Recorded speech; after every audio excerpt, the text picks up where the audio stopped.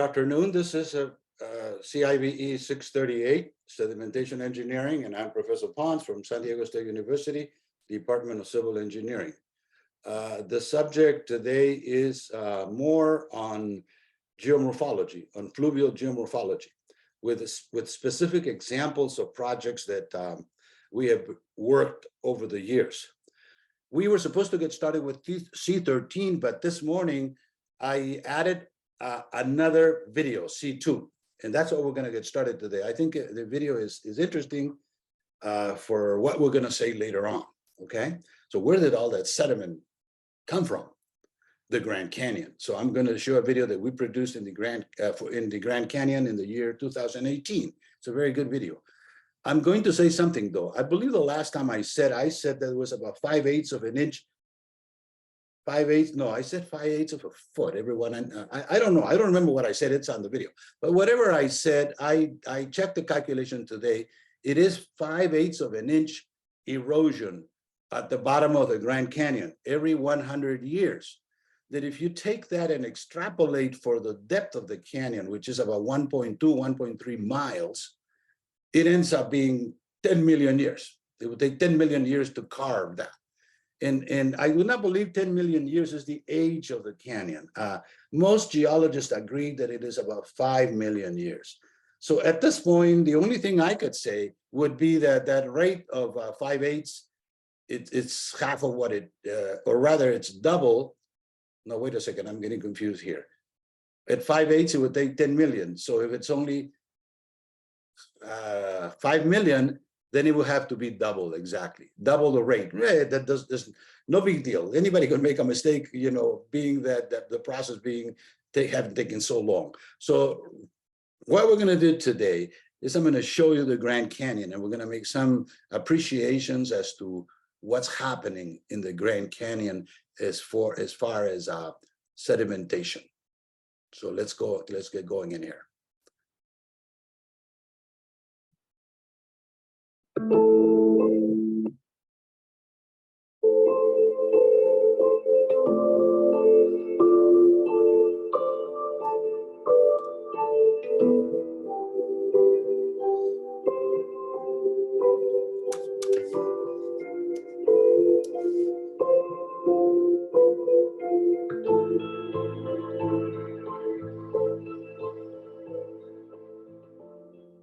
The Grand Canyon is located in western Arizona. It is 277 miles long with an average width of 10 miles and an average depth of 1 mile.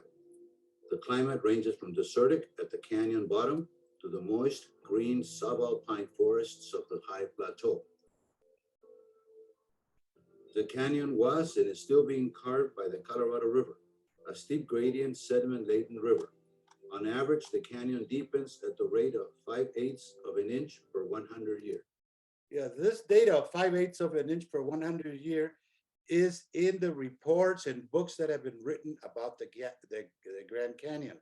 When we were there in, I believe it was in May of the year 2018, we picked up a couple of what we thought was the best books on the Grand Canyon over at the store out there next to the entrance, something like that. Okay, so we had the right information, or the most current information.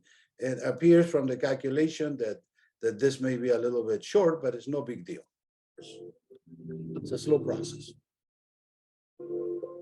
The Grand Canyon runs across the southwest portion of the geologic province known as the Colorado Plateau, which is centered on the Four Corners region, where the states of Utah, Colorado, New Mexico, and Arizona meet at a common juncture. It is characterized by thick sequences of flat-lying sedimentary rocks that are exposed in a series of high plateaus.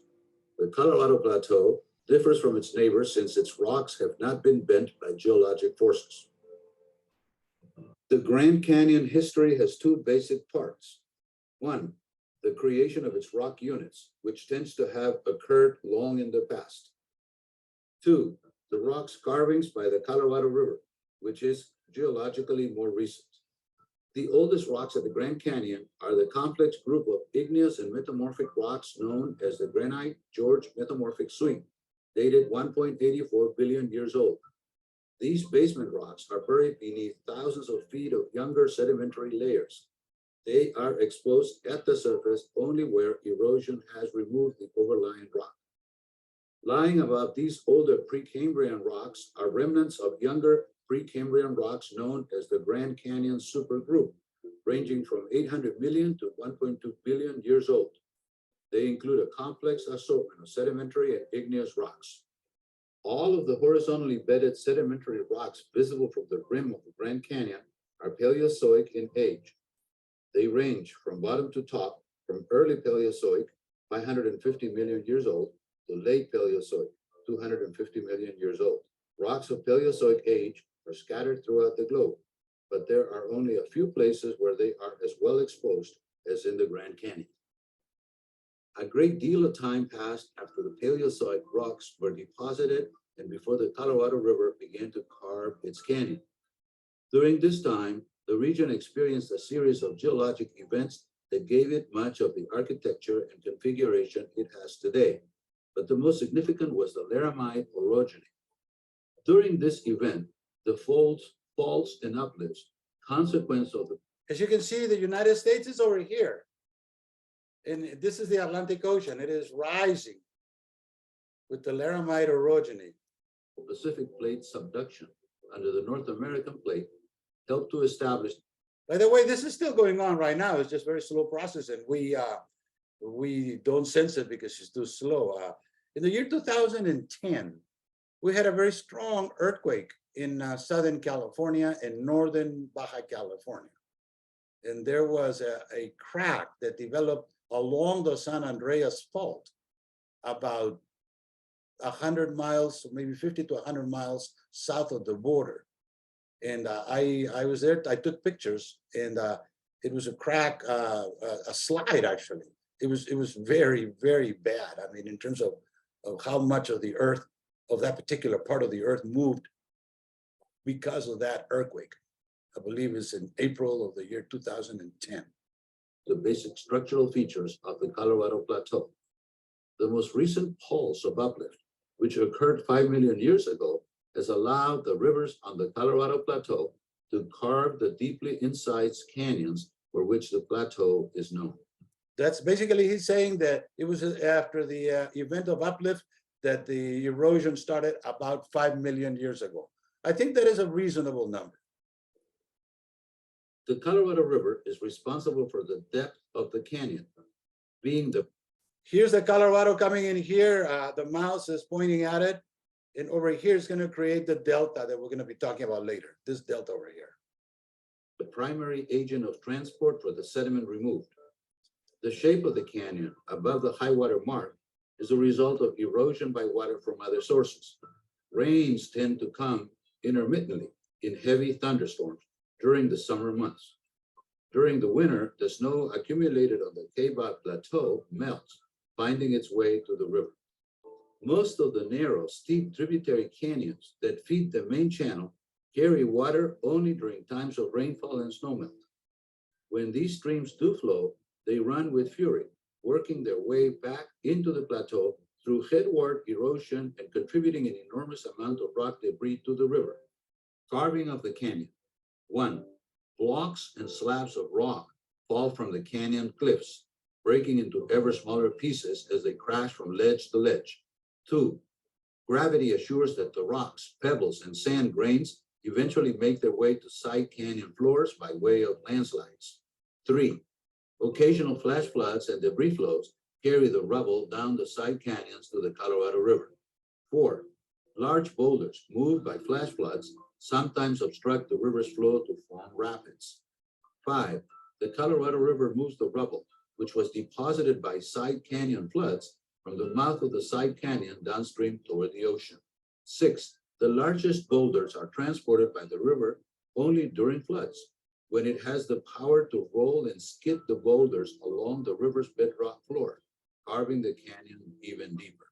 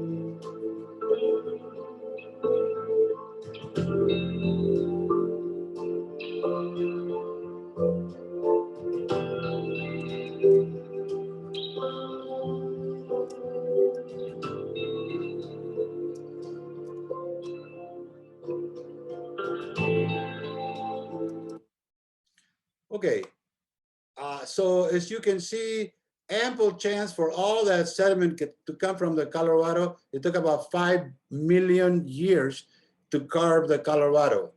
It's about 300 miles long and about a mile and a half deep, depending on where you measure it. Our next video is a video that we produced in the year 2015 on the concept and subject of time engineering. Now we have a vector and a raster. I think in this case, I look at it this morning, every morning I look at it, every morning I teach, and decide whether I'm gonna go vector or raster. In this case, I think we're gonna go raster. Everything that we say in the video is supported by the vector paper, the paper.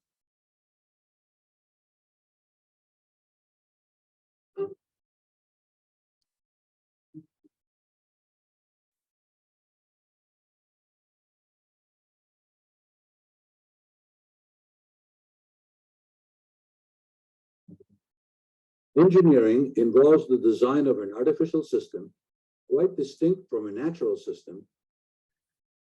This is a short video that I pulled out of the video that Phil Berge gave me in 1985 when they fixed the Glen Canyon spillway. Glen Canyon Dam spillway failed in 1983, and Bureau Reclamation engineers, among them my colleague and friend Phil Berge, who's over here at that time. Now he's retired, older man now. This is a 1983, 1984 video. So he gave me that video at the time. Right after that, I kept the video for a long time, and then just put a little portion of it in this particular video. So that's the video that was produced by the Bureau of Reclamation in regards to the repair of the Glen Canyon spillway, which, by the way, that video is on my site and is the one that has most traffic. I figure on the order of maybe a couple hundred views per day. To perform a function, task, or service to satisfy a perceived societal need, engineering uses physical, chemical, and biological principles to design a certain system with the focus on performance. The design life is the expected time counted from system inception and typically measured in years that would have to pass before the system loses its intended function, at which time it is either repaired, replaced, or retired. Time engineering is defined here as the engineering which has the specific purpose of buying time from nature. Geologic time is nature's clock. Human time is but a small fraction of it. The Earth was formed about 4.6 billion years ago. Yet the entire time span of human civilization is This is a fascinating graph that I pulled out of, I believe, Wikipedia. I'm pretty sure of that, although the credit's not here. But as you can see, oxygen only appeared about 2 billion years ago, started appearing. And it was at this time that we could have the animals, right, in the last 500 to 800 million years, because the oxygen was there. Nitrogen's always been there. And the issue is, where did nitrogen come from? And I think, we don't have to answer that question at this point, but it has been there. As you can see, it's a fascinating. Estimated at about 10,000 years, amounting to barely 0.0002% of geologic time. The time frame of human existence, where a generation typically spans 25 years and a human life may last an average of 3 generations, is also small compared to the time span of human civilization. The number of human generations in the recognized time span of civilization is about 400. The ratio of time span of civilization to time span of an individual's life may be around half this amount, that is 200. Thus, the time of humans is relatively small Right here. compared to the time of history. In turn, the latter is small compared to all time. This discussion of time and engineering is relevant because it is closely linked to the issue of sustainability. What should be the time frame of sustainable engineering design? 4 generations? 40 generations? 400 generations? By the way, 4 generations is what is currently used for 100-year flood, right? The 100-year flood is 4 generations. So it's an established number. Or ideally, the maximum possible. 40 generations would be 1,000 years, and that's in the middle. And 400 generations are the 10,000 years normally associated with probable maximum floods. That's about as far as we are able to go, 400 generations. That is forever. Forever is forever. Forever meaning, and we don't design structures or buildings forever. That's too strong a word. These issues are addressed here with reference to the case of the Salton Basin in California.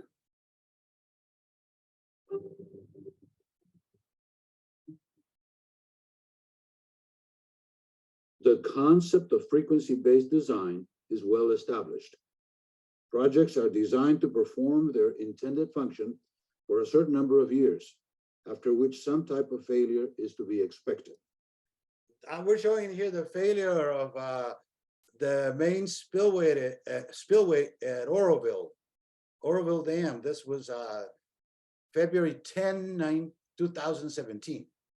I know that because I went through that failure. In other words, I was there, not there, but I was teaching at the time. And I remember on the next day, I went to class, open channel hydraulic class, and I told the students that we were lucky, completely lucky, because had we not been lucky, it would have continued to rain and the dam would have breached. But the fact that that didn't happen is because it just stopped. The rain all of a sudden stopped right after the 2 spillways, because a dam has 2 spillways. Well, typically a large dam has 2 spillways. Some dams have even 3 spillways. Okay, but this dam had 2 spillways, and both of them failed, one after the other. One on the 9th and another one on the 10th. So had it continued to rain, that would have been a major disaster. For instance, in hydraulic engineering, the return period of 100 years is normally regarded as a standard return period for average-sized regional projects. Lower return periods from 10 to 25 years are usually considered for smaller projects, such as culverts, while higher return periods, 500 years, are applicable to larger projects, such as bridges. In the case of dams, where failure may lead to loss of life, return periods up to 10,000 years, and sometimes even larger, have been considered. Uncertainties in the statistical analysis have led to the use of a deterministic estimate referred to as the probable maximum precipitation, or PMP. Frequency-based design differs from time engineering in one important respect. Frequency-based design sets an arbitrary limit after which failure is to be expected on the basis of a statistical probabilistic analysis. On the other hand, time engineering ostensibly does not define the time to failure. Instead, it borrows from geologic time an undefined, relatively small amount of time in order to provide an economic value to society. In hydraulic engineering, time engineering has a distinct geomorphological flavor. While the time span of geomorphological processes is measured in millions of years, that of the human experience may be at most several thousand years. This time scale difference places at odds natural laws with the realities of the socioeconomic world. Natural processes will still take place in due time, but it may take too long, long enough to be of little consequence to human society. Thus, a conscious decision is made. We had a point of visiting this bend over here. Not sure exactly. Horseshoe Bend, it's called. And note that this bend has been there for millions of years. So what I said earlier in this class that meanders always move has to be qualified. Some meanders don't move. This is a meander, no question about it. And it's on the Colorado, and it's not going anywhere because it's made out of rock. If it goes, it's going to take 5 million years to go, and obviously that's going to be inconsequential. Horseshoe Bend. To sidestep the laws of nature and forego its long-term consequences. Here now we're going to talk about the case of the Salton Basin.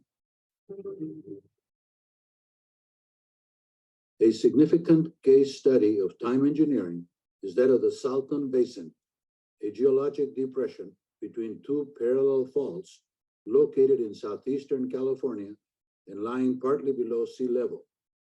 From a geomorphological perspective, the region is endorheic with no outlet to the sea. Millions of years ago, the entire Salton Basin used to be part of the Gulf of California, which reached northward a distance of about 250 kilometers, ending in the proximity of what is now the city of Indio in Riverside County. Given the location of the basin's southernmost extremity in Baja California, Mexico, immediately west of the mouth of the mighty Colorado River, a different destiny was surely in store for the region. In geologic time, the Colorado River deposited enough sediments near its mouth to create a natural barrier, effectively cutting. Okay, a lot of that sediment that came out of the Colorado River settled over here, just because it came to its own delta. It only happens that the delta was quite far from the actual Gulf of California. Off the Salton Basin from the Gulf of California. Judging from satellite imagery, the minimum elevation of the mound between Mexicali, Mexico, and the Gulf of California is about 13 meters.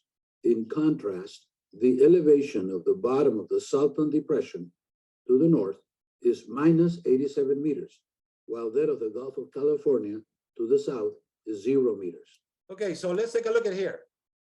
When this levee, or rather delta mound, was created over the last supposedly 5 million years, give and take, at the end, that is now, the elevation of the crest, I guess you could say, it's higher here and lower around here somewhere, 13 meters. That has been calculated. And it comes down to 0 over here at the real mouth of the effective mouth of the Colorado in the Gulf of California. And over here, from here, it comes down. And by the time it gets over here, at the intersection with I-8 of the city of El Centro, around here, it gets to 0. And over here is a minus 87 at the bottom of the Salton Sea. That is the geomorphology, the elevation values of the site. The prevailing hydraulic gradients dictate that the Colorado River could flow either north toward the Salton Basin or south toward the Gulf of California, depending on the vagaries of the flow of water and sediments and the consequent shape of the mound, which tends to vary in geologic time. Prior to contemporary settlement, the Salton Basin was known to contain Lake Cahuilla, implying that the Colorado did flow north periodically, with the period to be measured in centuries. Towards the end of the 19th century, the portion of the Salton Basin north of the US-Mexico border was known as the Colorado Desert. At about the year 1900, its name was changed to Imperial Valley, setting the stage for the intense agricultural development that ensued. However, due to the enormous quantities of sediment being transported by the Colorado River, management of the river for irrigation development proved to be a challenge. History shows that in 1905, the Colorado River tried once again to reclaim Lake Cahuilla. A fight ensued, and a concerted effort led by E.H. Harriman of the Southern Pacific Railroad Company resulted in the triumph of the will of man, with the Colorado being routed south against its own design. The success in harnessing the Colorado River contributed to the development of the Imperial and Mexicali valleys. This is the city of Mexicali, by the way, capital of the state of Baja California in Mexico. Not sure of the population, but I would guess that at least 1 million. Each side of the U.S.-Mexico border, with the attendant economic benefits to society. With a secure source of water from the Colorado assured, the desert proved to be very productive. The All-American Canal. I'm sure you guys have heard about it. People mention, oh yeah, the All-American Canal. First of all, what does it do? It takes water from the Colorado and sends it to Imperial Valley and Coachella Valley. It splits the valley, the water between both valleys. Imperial Valley is right next along the border, and the Coachella Valley on the other side of the Salton Sea.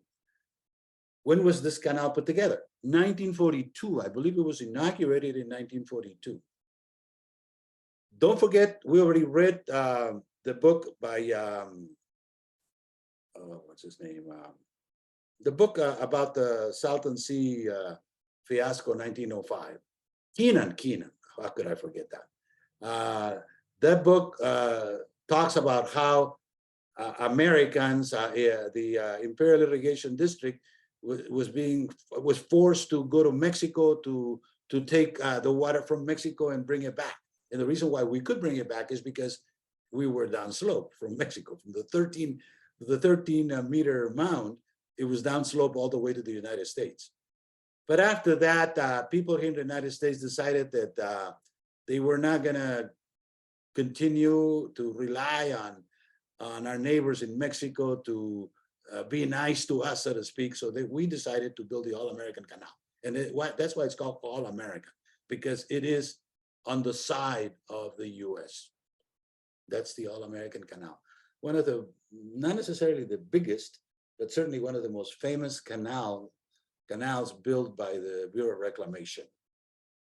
Due in part to its mild climate, but also to its plentiful store of fresh nutrients. The downside, however, is that in arid lands, increased agricultural productivity generally results in increased salt waste. Thus, for the past nearly 100 years, the salt wastes of the Imperial Valley and Coachella Valley to the north have accumulated in the Salton Depression to form the Salton Sea, a large saline water body. This is something that we should stress upon. And I do believe that this is something we discussed already, and if not, maybe we do it right now. We, society, U.S. California society, decided to do this agricultural development. But these are new soils. Therefore, they have a lot of nutrients. But they have good nutrients and bad nutrients, because there's no reason why nature should give us only the good nutrients and not the bad nutrients. And among the nutrients, we have potassium and magnesium, which are good, and calcium and sodium are not good.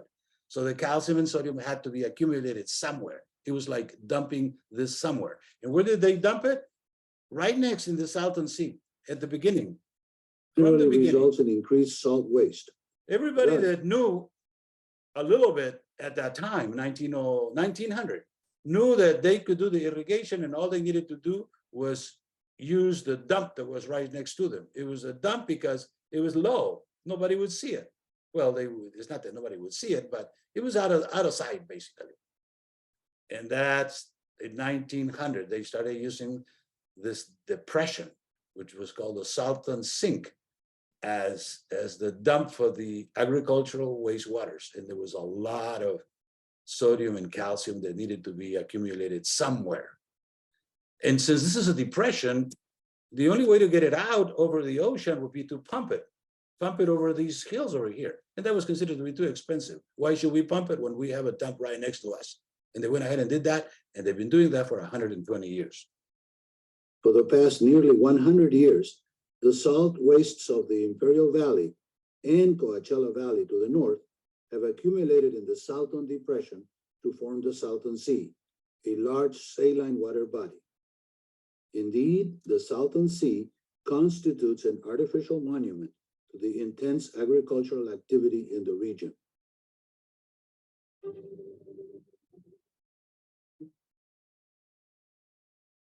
Will the Colorado River again attempt to flood the Salton Basin in the future? The answer to this question is probably. Much less certain is the time frame of the probable occurrence. It will, but nobody really knows how long is it going to take for that event to repeat. But we make in here at the end a couple of observations that are very important. In typical geomorphological character, the associated return period would be anybody's guess. In the meantime, life in most of its manifestations continues to thrive in the Salton Basin. A related question is the following. In view of the inherent hydrological risk, should the Salton Basin have been developed at all? The answer has socioeconomic and political implications. Yes, as long as the risks are recognized and noted for the future. Right now, the Salton Sea is basically one of the biggest California eyesores, and we really don't know what to do with it. I've been looking at this problem for almost 30 years now, since 1997, off and on, because I'm not employed by anybody to do this. I'm just a professor. But I don't see progress in doing anything. And the reason is very simple, actually. It's because the problem's been going on for so long, for 100 years, which is 4 generations.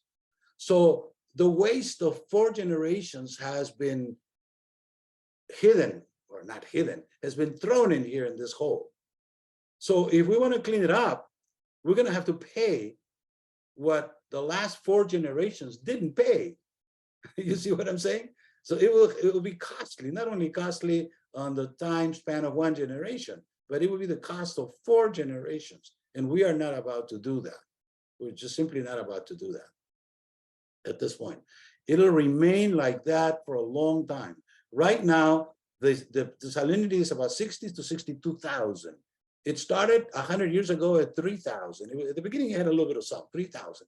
Then it went on, then when it was about 35,000, which was about the salinity of the ocean, it looked very good, and development was very, very good out there.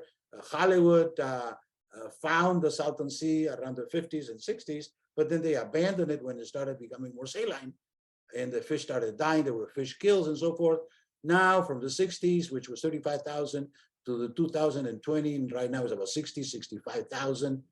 And where is it going to go? What's the limit? Well, we have calculated that at the rate that it is being salted, let's put it that way, they will take about 100 more years for it to become a saline lake as salty as Salt Lake in Utah. But then I am going to say this too, that it's not likely, because agriculture in the Imperial Valley is poised to finish. I believe it'll finish within a few decades, maybe a couple of generations, it'll be gone. We don't have the time to explain that too much, but there's competitors out there. One of them is wind power, and the other one is the batteries for your cell, for your lithium, which has been discovered in the depths of the Salton Sea. So that will be exploited, economies will change, and agriculture is going to be gone. I think that's going to happen. People are predicting that that's going to happen. In practice, the chances are slim that we may ever get to experience the event. Thus, in the realm of time engineering, human-driven economic interests are poised to rule over nature's geomorphological truisms.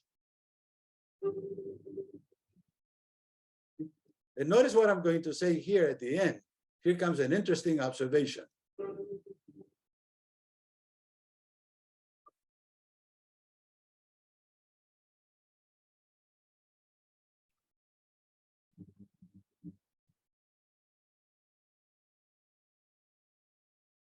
This is the color of the river prior to development.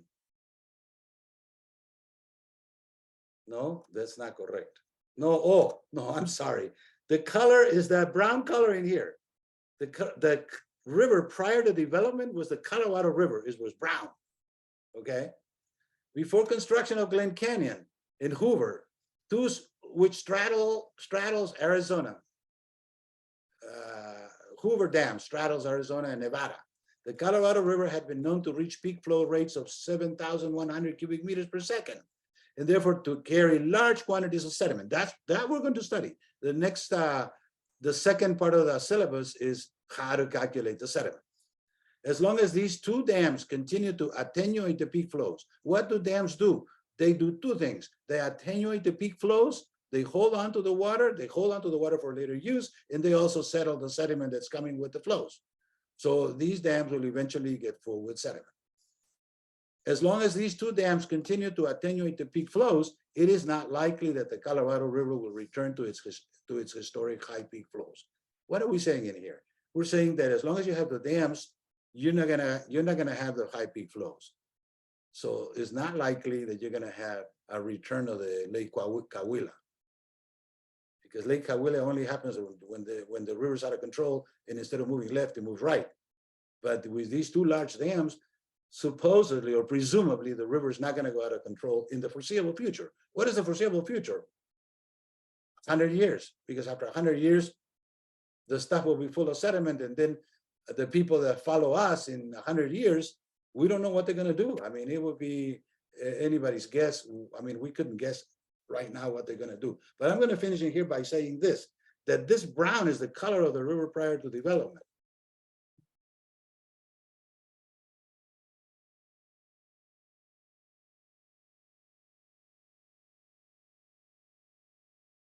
And this is the color of the river after development, right below the river, downstream, because the sediment has been taken out. This is Glen Canyon, I believe. And Glen Canyon is, I believe Glen Canyon is upstream.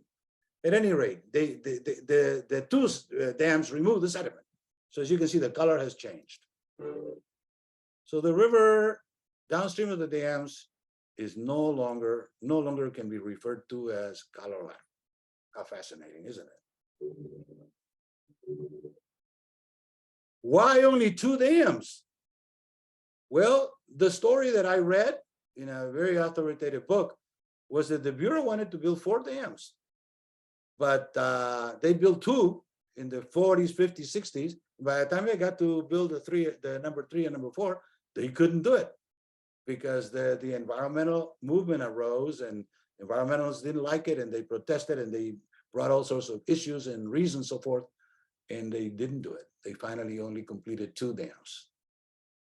These dams are good, not so much because they hold on to the water and the sediment, but because they do generate electricity. And the generation of electricity by these dams is hydropower, that is clean energy. And you guys know we need the energy. So it's a plus and minus. One thing leads to another. I guess you could say when you have some benefit, then you'll have something that is not a benefit.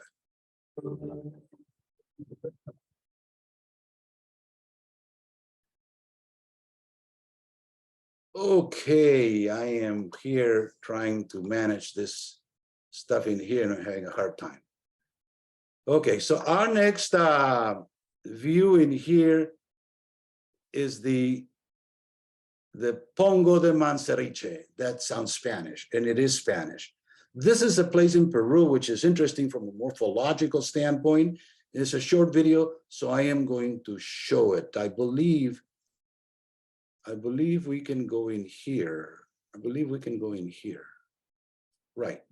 This is the video.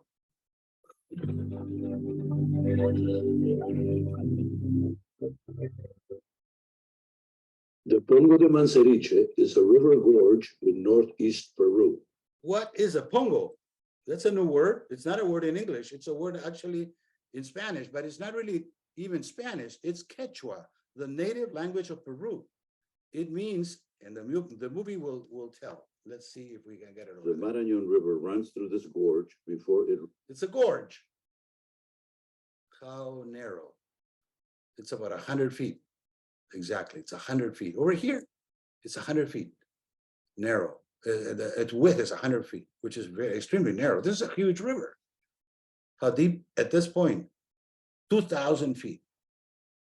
So the aspect ratio is the opposite. Usually the aspect ratio of a river is is 100 feet deep and 2,000 feet wide, right? This one is 100 feet wide and 2,000 feet deep. It's the opposite.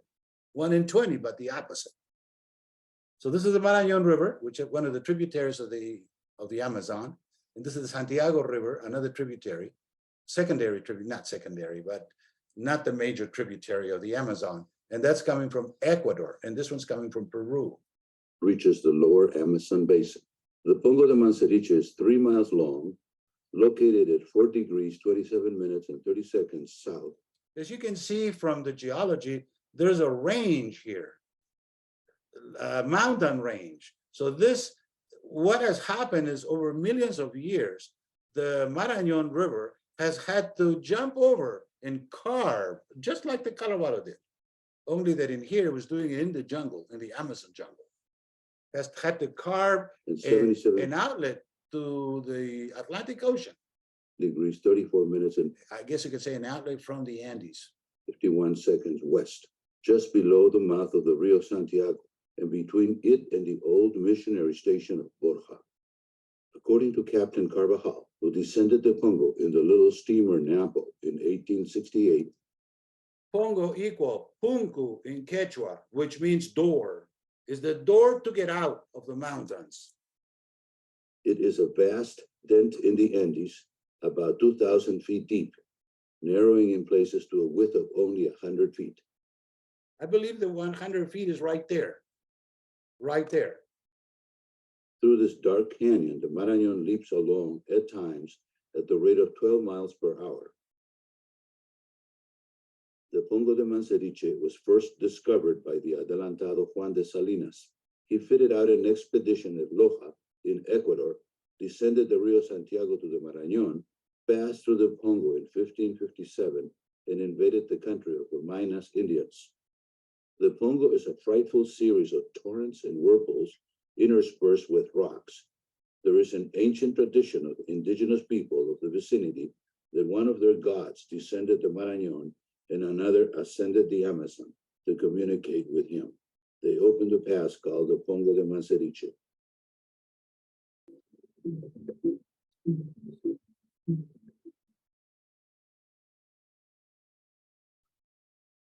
Okay, I'm also going to show you in here the vector form, but there's an English version that you're welcome to take a look at. I did that this morning, but I am going to show you this video here. It's a 3-minute abridged version of the 18-minute video.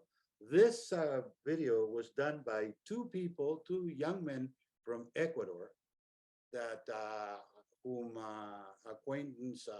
they're my acquaintances. Actually, one of them is, I only know personally one of them. And several years before I visited Ecuador, I've been in Ecuador several times, mostly teaching. And I became aware that they had this video, so I asked them, and they very gladly they gave it to me. So I have this video that was produced by these two young men from Ecuador. And I'm going to show you a 3-minute version.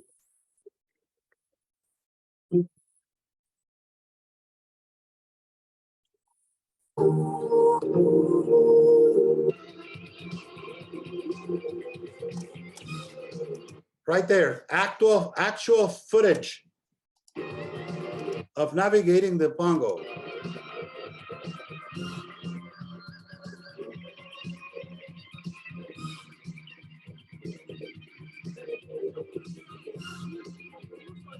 As I understand it, this is a treacherous trip, and I believe that a few people have actually drowned under the wrong set of circumstances. If you're unlucky and you don't know what you're doing, I guess you could say your pilot is not the correct one or the right person, experienced person. Something bad could happen to you.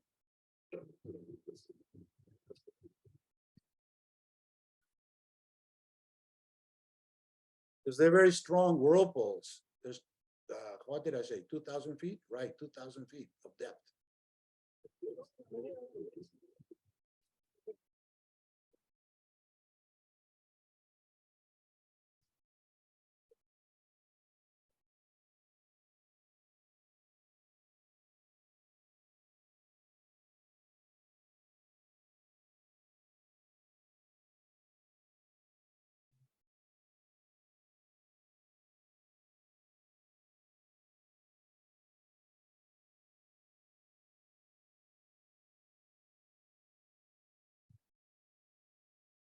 Now, these guys are amateurs, they're not professionals, so you can see the movie is not a very high quality movie.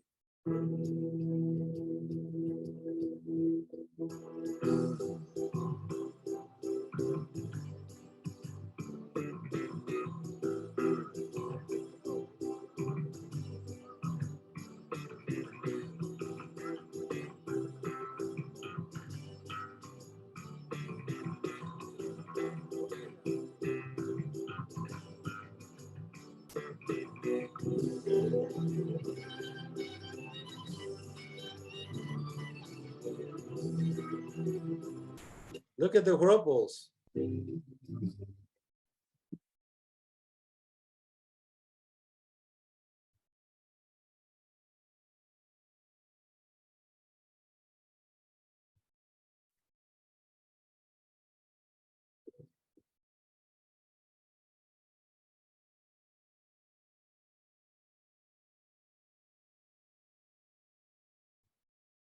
Now, when I interviewed Vic Marcus, and this is part of the surface water class, not just sedimentation. So those of you, I think 6 of you that are taking surface water know the story about Vic Marcus. He said to me, there is 3 types of hydrologists. He said the first hydrologist is the one that does the calculations in the office. The second one is the one that goes out there to do measurements. And the third one is the one that goes out there to do the measurements in the field while it is raining. I will add that there's a 4th type of hydrologist that Marcus did not mention to me. The person that goes out there and tries to do some measurements under extreme hazardous conditions, and he or she perishes in the process. And in this case, I mean, if you know what you're doing, you could perish. If you got into the wrong time of the day or whatever, it could happen. It has happened, by the way.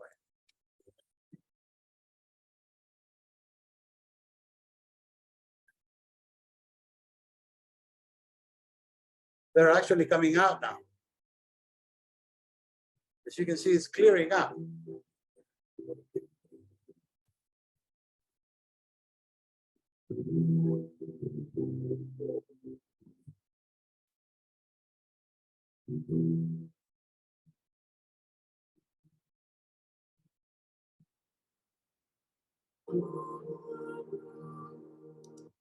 That's the great expanse of the Amazon, right downstream of the Pongo.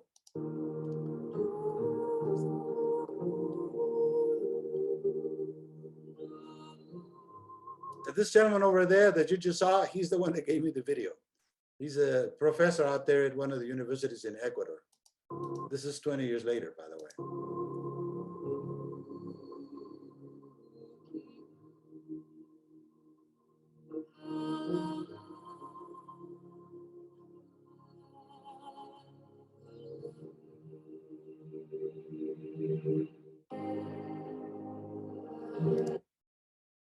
Darwin Palacios and Carlos Correa Loyola, Loja, navigated the Pongo de Manseriche November of the year 2006. So it's been 16 years since this video was produced.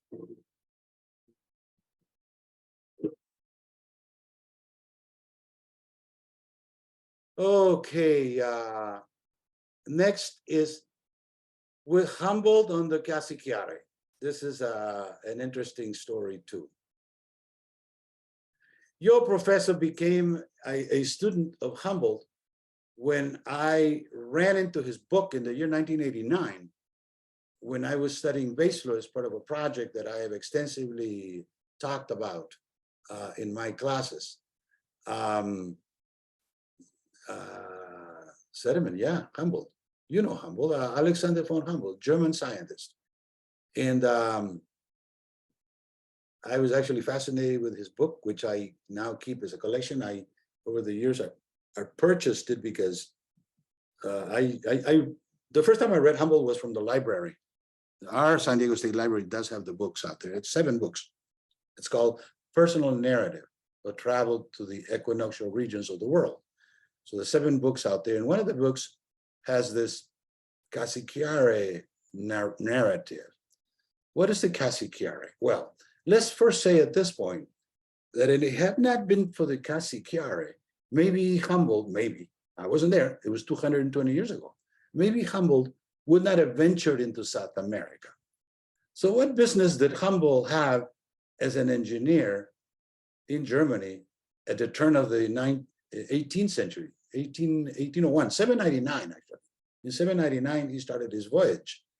And what business did he have doing all this sort of thing? People had not done it.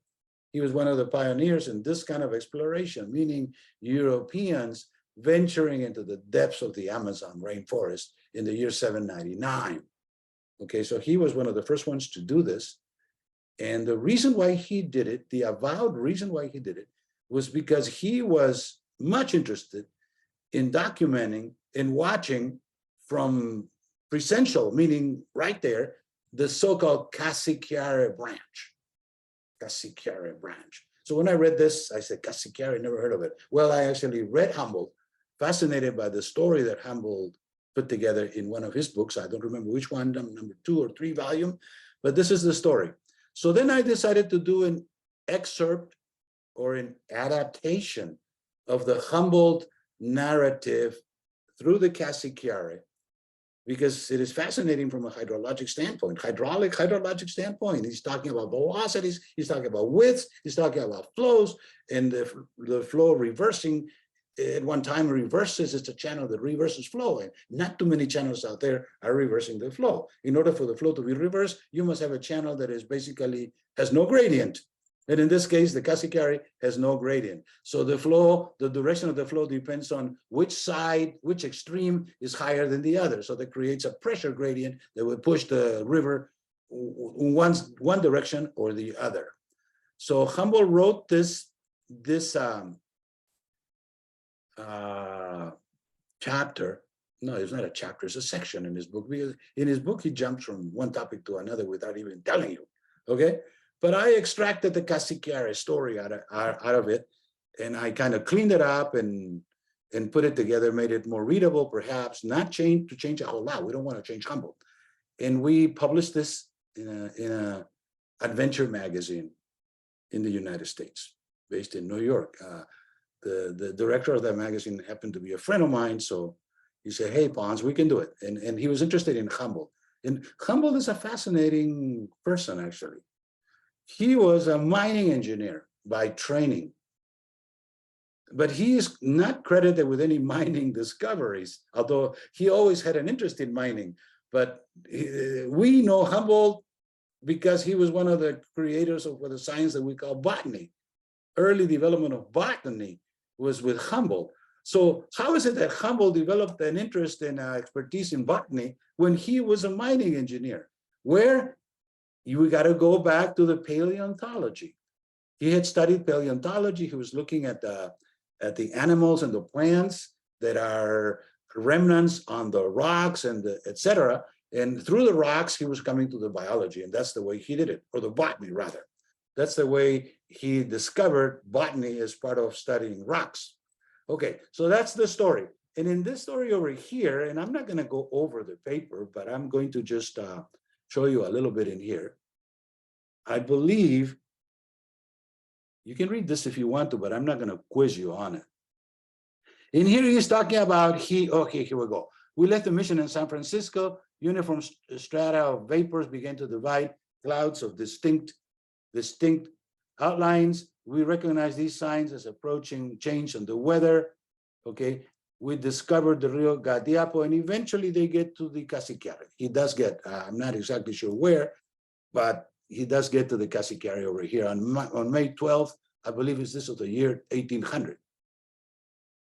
Okay, and he got to the Casiquiare and he narrates not only the geomorphology and the hydraulics and the hydrology, but also the biology, because he's into everything. At that time, 1800, the turn of the century, 220 years ago, the specific fields of profession were not really defined.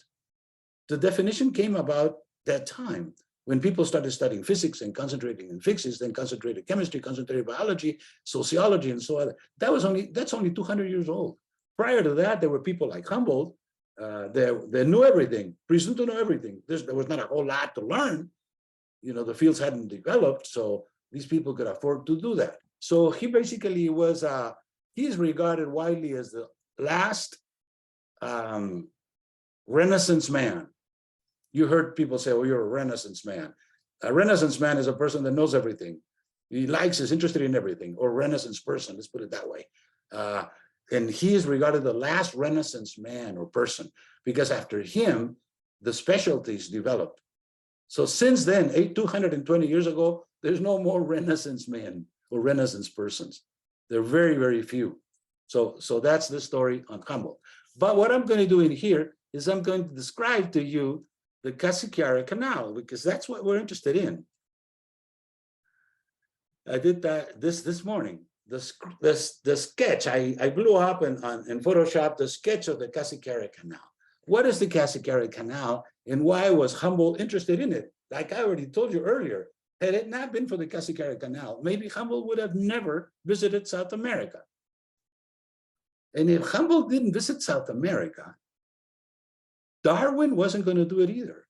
It is a well-known fact that Darwin, in visiting South America 30 years later than Humboldt, was emulating Humboldt.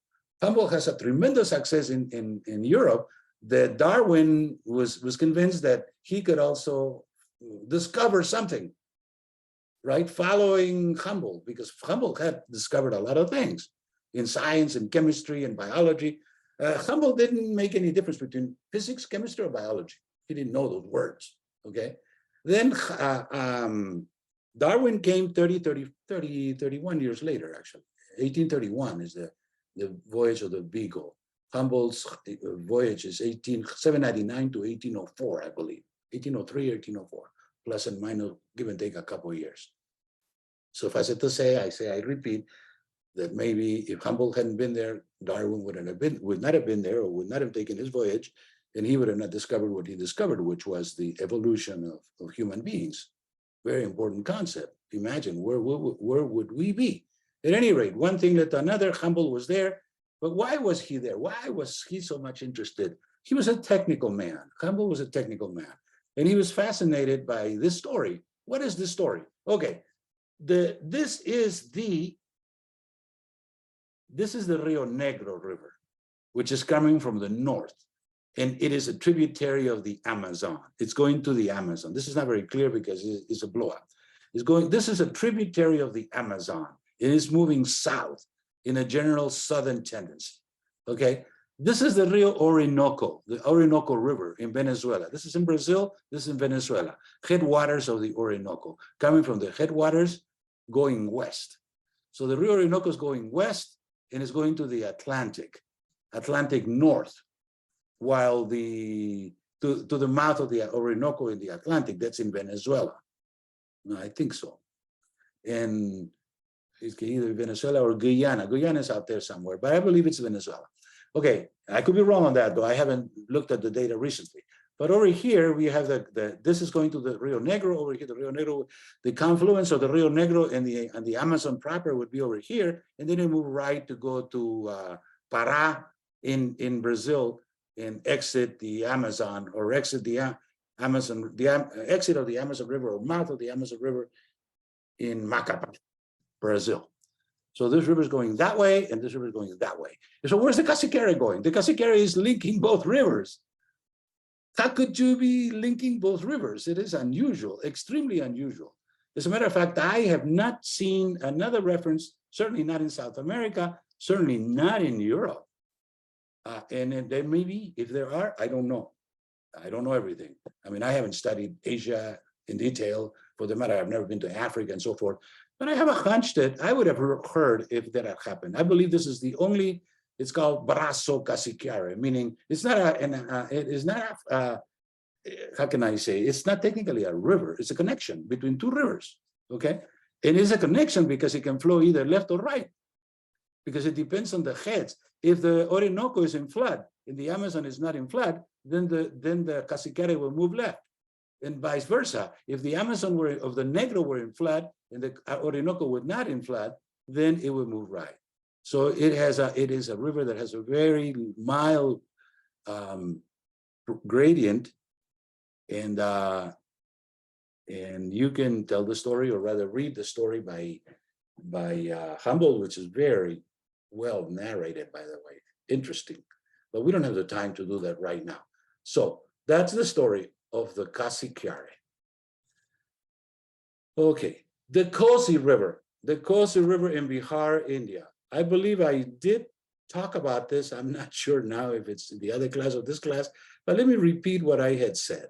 In 1994, was it 1994 or 93? I think it was 1993, actually, December 1993. I was in India for the second time, called to do a consulting job for about a month. Actually, it was a contract for a month. So I was in Bihar for a month.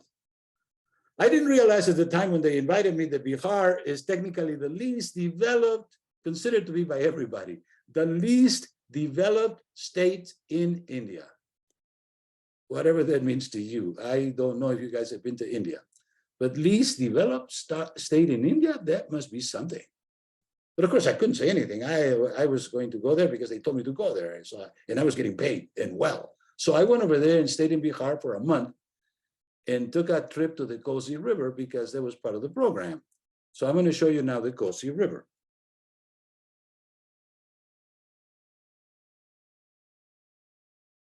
Okay, the Kosi River in Bihar, India.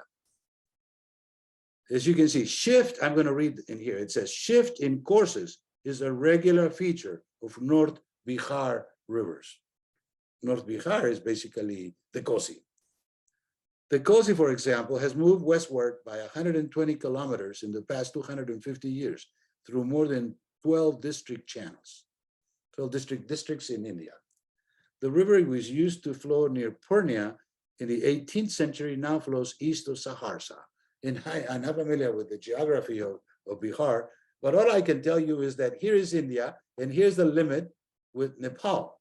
And here is the Himalayas range. So this is coming from the Himalayas, carrying a tremendous amount of sediment. Why? Because the Himalayas are the tallest range in the world, the tallest mountains in the world. They're about, I believe the Everest is about 9,000 meters, which could translate into what, multiplied by 328, is a lot, 26,000 feet.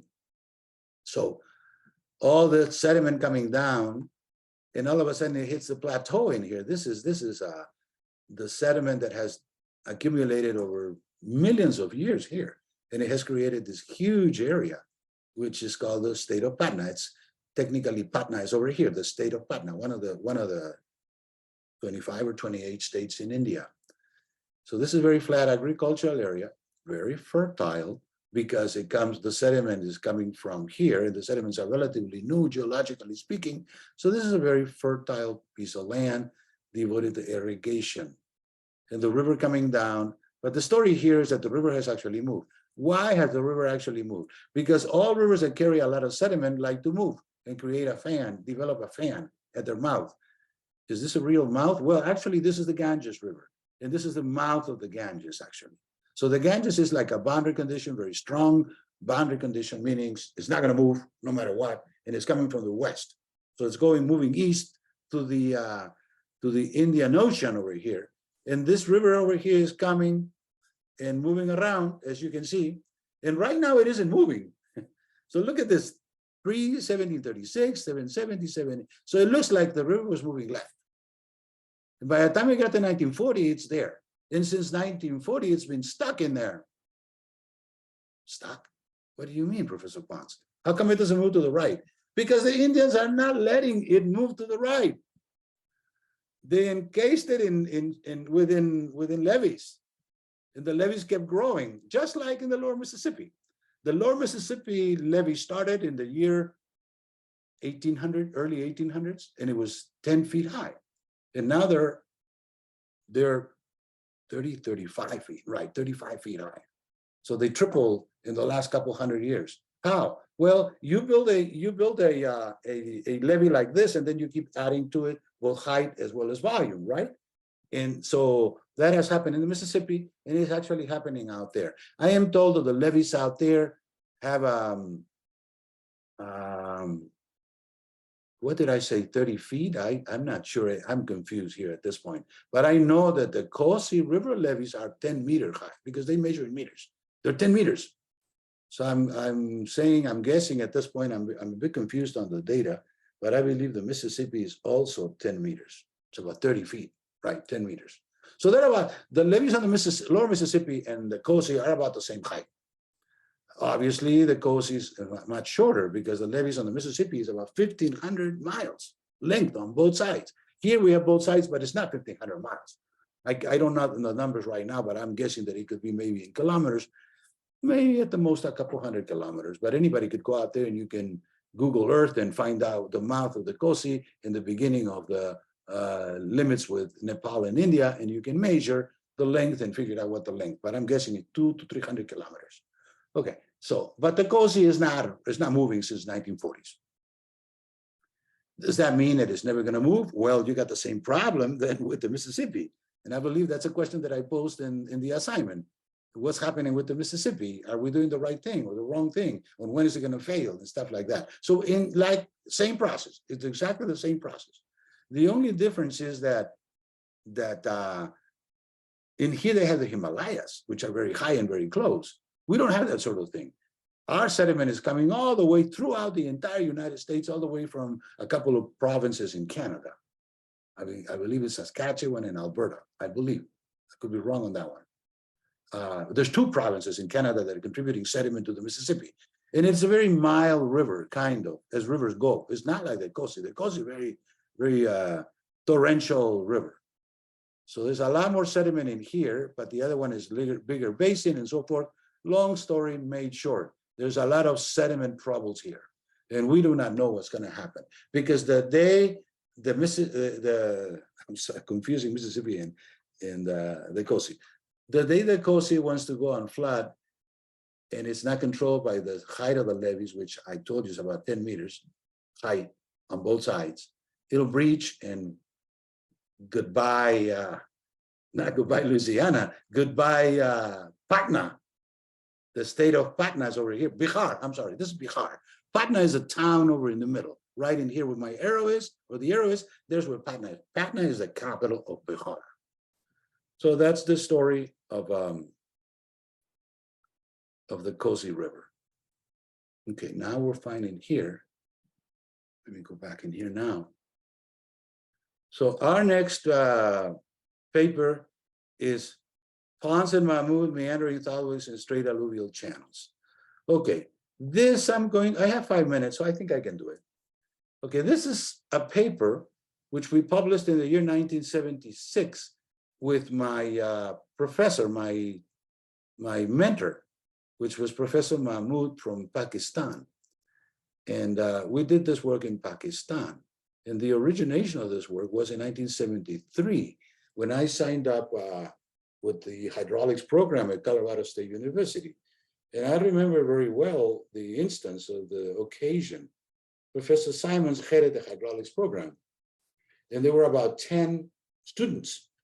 And there were about also 5 or 6 faculty members that had projects. So Simons needed to pair the students with the faculty on the projects. So the way he usually did it, and I think it was really smart, is to get the faculty on one side, the faculty they were willing, ready, and able to hire students, graduate students, to do the work for them. Some people call it the legwork, and it is correct. Do the legwork for the faculty, the students, the new students, the brand new students. So I was on the right side, on the side of the students, and Mahmoud was on the left side. And Mahmoud described his project, and he said, we're doing river control and meandering studies and so forth in Pakistan. All the projects were fluvial, were sediment, because Simons was the head of the hydraulics program that specialized in sediment. So we were all going to do sediment work, 1973. So Mahmoud described his project, and I liked it, and I thought that was something I could do. It included travel to Pakistan. And boy, I mean, traveling around the world is good because it teaches you a lot of things, cultures and so forth. I learned a lot in my one trip to Pakistan. Later on, I went, I believe, a couple more times. But at that time, I was very young and eager to learn. So I did go over to Pakistan to do the field measurements for my PhD dissertation. I spent 3 months in Pakistan, January to March 1976. And then I came back and wrote the thesis promptly and finished it and graduated with a doctorate degree in hydraulic engineering with a specialty in sedimentation. And I wrote a thesis which was about 120 pages. And this paper is a condensation or summary of the thesis. So I'm going to ask you to read the thesis because I don't have it. I never bothered to scan the entire thesis. I have it, but I have not published it. But this is a good summary, okay? And what we did in here is we did a two-dimensional linear stability analysis of the flow of water and sediment in the subcritical range. Analysis yields natural modes of small perturbations of the fluid system to predict the characteristics of the sinusoidal thalweg that commonly develops in straight alluvial channels. What we wanted to do is to study the onset of meandering and the characterization of the meander. What was going to be the meander wavelength? Can we predict it? And can we go out there and measure it and confirm that in fact, our theory was correct? So in order to do that, I was lucky because I had worked with Mahmoud on a concept which originated maybe 20, 30 years ago, which is called linear stability, which led me afterwards to develop my so-called S-curve, of which many of you that took computational hydraulics with me last year know in detail, because that I consider to be, of all the work that I did in the 52 papers that I published over a period of 30 years, my S-curve has to be the better one, the best, in terms of practicality, importance, and so forth. But that's not our subject today. Our subject today is to discuss what I did with Khalid Mahmoud on the meandering, the origination of the meandering in the alluvial rivers. These were not alluvial rivers, these were channels, alluvial channels. So therefore, we needed to study the channel. It was good that we were studying the channel because the channel was like a river in size, but it was really a channel. It was not put in there by nature. It was put in there by human beings. And I'll tell you later why. So the Pakistanis built over a period of 10 to 20 years, the 50s and 60s, they built 12 link canals. And by the 70s, when we got out there, the canals were starting to meander. So the concern was everybody knew that the meanders were that the rivers, the canals were probably going to meander, and they were starting to meander. So what they wanted to do is defend themselves, figure out what to do, if they could do something about it, and study it. And I was there to study it. So I identified this subject, which has to do with the beginning of meandering, calculating the properties, depth, mostly the wavelength. It's basically the wavelength. That was what we were interested. We used a methodology which is referred to as linear stability, which allows you to develop modes of perturbation. This is a dynamical system. And in a dynamical system, there's modes. When you perturb the system, it develops modes of perturbation. Now, I'm talking here dynamics, and I know when I was an engineer, dynamics was the most difficult subject that I ever took. Of all the 50 courses that I took as an engineer, I thought dynamics was something I wouldn't want to get into. But eventually I did get into, because it wasn't that bad once you studied. Once you started studying deeply, everything is clear. I mean, you got to just spend the time on it, which I did. I spent a lot of time on this, research the literature and so forth. So what I'm going to do here is I'm going to stop it here. And when I come back Thursday, I will pick it up from where I left, that is at the beginning. So thank you very much. At this point, I'm going to stop the share and bring it up here. Okay, so that's basically it. I will see you guys at 5:30 Thursday.